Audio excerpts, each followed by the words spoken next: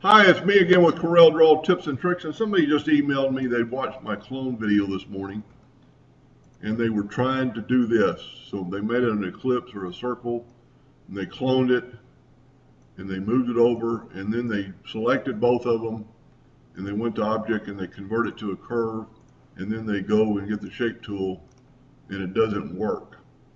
Well, that's the limitation, I guess, of the clone tool.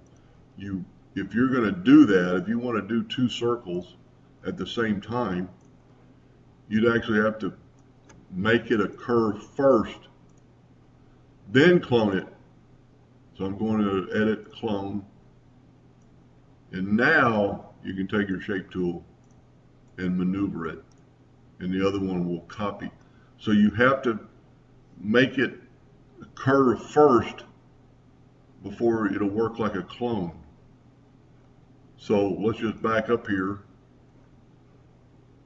We made a clone. Let's Control D and make several of them. And this is what's so nice about the clone tool. Then we'll get our shape tool, hit our clone, and now all of them are the same shape. Anyway, I hope that helped them a little bit. Thank you for watching.